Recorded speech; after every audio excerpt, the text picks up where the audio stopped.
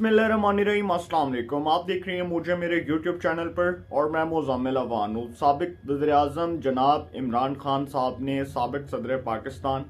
आसिफ अली ज़रदारी साहब के ऊपर ये इल्ज़ाम लगाया कि आसिफ अली ज़रदारी साहब ने एक दहशतगर्द तंजीम को यह टास्क सौंपा है कि मुझे कत्ल करवा दिया जाए। इमरान खान साहब ने खिताब करते हुए फरमाया कि एक प्लान सी बना है और उस प्लान सी के मुताबिक दहशतगर्द तंजीम को जरदारी की तरफ से ये पैगाम मिला है कि इमरान खान को कत्ल कर दिया जाए, इसका रास्ता साफ कर दिया जाए। अब इमरान खान साहब के ये इल्ज़ामात जो बड़े हसास किस्म के इल्ज़ामात हैं, बड़ी संगीन नौयत के इल्ज़ामात हैं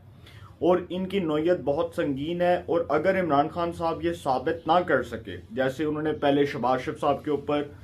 एक केस किया हुआ था, डेली मेल का नेशनल क्राइम एजेंसी में एक केस था और उसके बाद बरतानिया की अदालत से ये फैसला आया और इमरान खान साहब को मुंह की खाना पड़ी। अगर आप मुझसे सही बात करें तो इमरान खान साहब को मुंह की खाना पड़ी। आप मुझसे ये पूछें कि किस तरह, बल्कि इमरान खान साहब तो वो ये साबित ही नहीं कर सके कि शहबाज शरीफ साहब जो हैं, जो उनके ऊपर इल्ज़ामात हैं, उसमें कोई हकीकत है, कोई सच्चाई है। अब वो जरदारी साहब के ऊपर ये इल्ज़ाम लगा रहे हैं और एक ऐसे वक्त में कि जब वो समझते हैं कि इंतखाबात जो है वो इल्तवा का शिकार हो सकते हैं। आसिफ अली जरदारी साहब की फजल रहमान साहब से और शहबाज शरीफ साहब से, वज़ीर आज़म शहबाज शरीफ साहब से मुलाकात हुई और उस मुलाकात के अंदर इंतखाबात नई मरदमशुमारी के तहत करवाने का फैसला किया गया। जब ये खबर इमरान खान साहब को मालूम हुई तो इमरान खान साहब जी चूँकि ऑलरेडी ये समझ चुके थे कि इंतखाबात इल्तवा का शिकार हो सकते हैं, और मैंने आपको पहले भी ये बात की थी कि इंतखाबात इसलिए इल्तवा का शिकार हो सकते हैं क्योंकि नई मरदमशुमारी के तहत, नई हल्का बंदियों के तहत जनरल इलेक्शंस होंगे और ये पॉसिबल नहीं है कि अप्रैल के अंदर बाई इलेक्शंस करवा दिए जाएं पुरानी हल्का बंदियों के मुताबिक और फिर जाकर अक्टूबर के अंदर नई हल्का बंदियों के मुताबिक इलेक्शंस कॉल कर दिए जाएं। तो सर ये एक बड़ा मुश्किल प्रोसेस है, इस प्रोसेस से गुजरना बहुत मुश्किल है। अब चूंकि ये जो मामलात हैं ये इमरान खान साहब के हाथ से निकल रहे थे और इमरान खान साहब ने फिर एक ऐसी जो है वो भोंडी चाल चली कि किसी तरह मैं जरदारी के ऊपर इल्ज़ाम लगा दूं, और इसकी सियासी रहनुमाओं ने शदीद अल्फाज में मजम्मत की। आसिफ अली जरदारी साहब के ऊपर जो इमरान खान साहब ने इल्ज़ामात लगाए, ख्वाजा आसिफ ने टॉक शो में बैठकर मजम्मत की, बिलावल भुट्टो जरदारी साहब ने मजम्मत की, शहबाज शरीफ साहब ने मजम्मत की, और सब ने यही कहा कि इन इल्ज़ामात जो हैं, इन इल्ज़ामात की वजह से जरदारी साहब की ज़िंदगी को शदीद किस्म के ख़तरात लाहक हो सकते हैं और उनकी जान ख़तरे में पड़ गई है। अब जरदारी साहब की सिक्योरिटी भी ज़ाहिर सी बात है बहुत अलर्ट करनी पड़ेगी, और वो साबिक सदर पाकिस्तान है, पीपल्स पार्टी के शरीक चेयरमैन है और पाकिस्तान के सीनियर सियासतदान होने के साथ साथ सीनियर पार्लियामेंटेरियन भी हैं। और इमरान खान साहब ने ये जो इस किस्म के इल्ज़ामात लगाए हैं, अगर वो ये साबित ना कर सके तो इमरान खान साहब के लिए नई मुश्किल खड़ी हो जाएगी। मैं खुद भी अदालत उज़्मा से भी ये रिक्वेस्ट करूँगा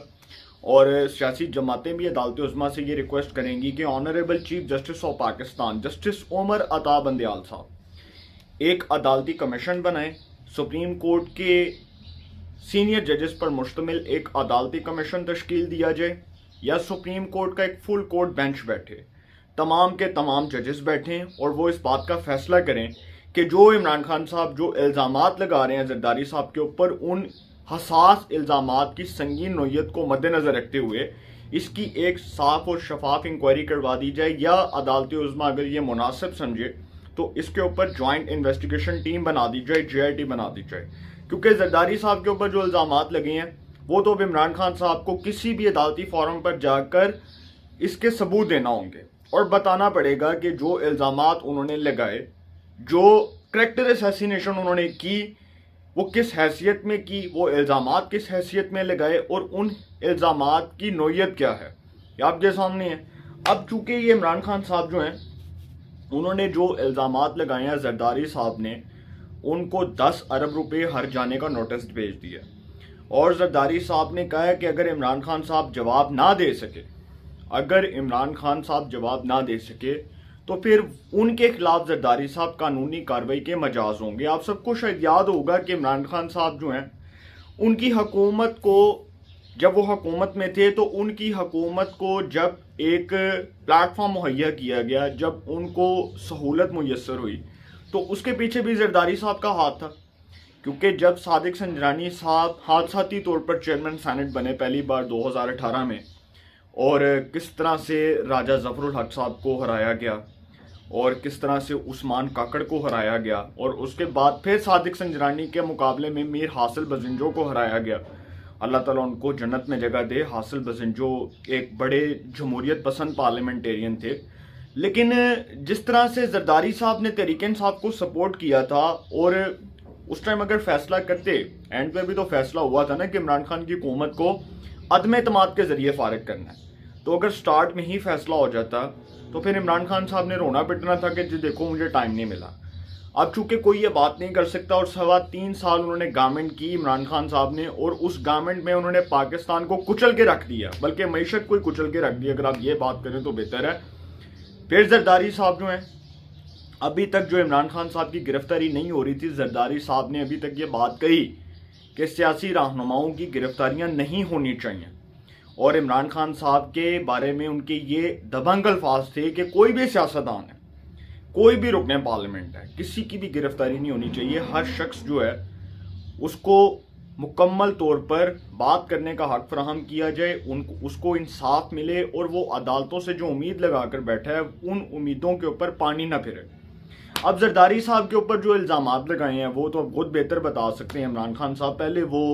جنرل باجوہ کو اٹیک کرتے رہے کہ جی یہ میری حکومت گرانے میں انوالو تھا، اس سے پہلے وہ جنرل باجوہ کی تعریفیں کر رہے تھے،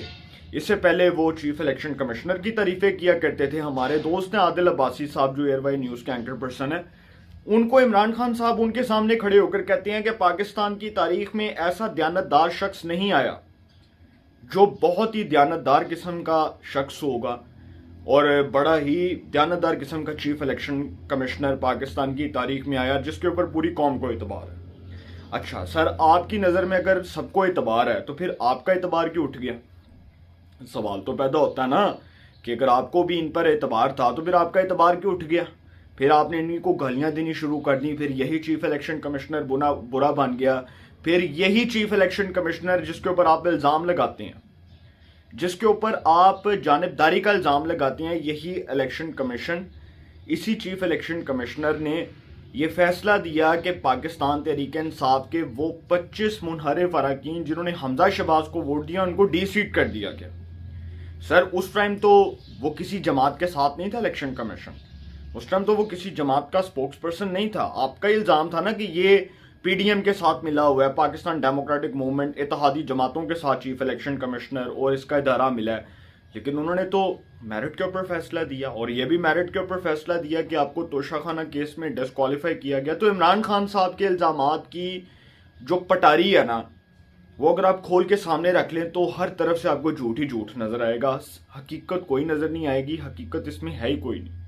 تو اس پر زیادہ بات کرنا بیکار ہے۔ زرداری صاحب نے جی ہٹ جانے کا نوٹس بھیج دیا، دیکھتے ہیں کیا ہوتا ہے، قانونی کارروائی ہوگی تو اس کے بعد مزید تبصرہ کروں گا اور اس کے اوپر اپنا جواب دوں گا۔ اپنی رائے کا کمنٹس میں ضرور اظہار کیجئے گا۔ انشاءاللہ ایک نئے سیگمنٹ کے ساتھ پہ ملاقات ہوگی، اپنا بہت خیال رکھیے گا، اللہ نگہبان۔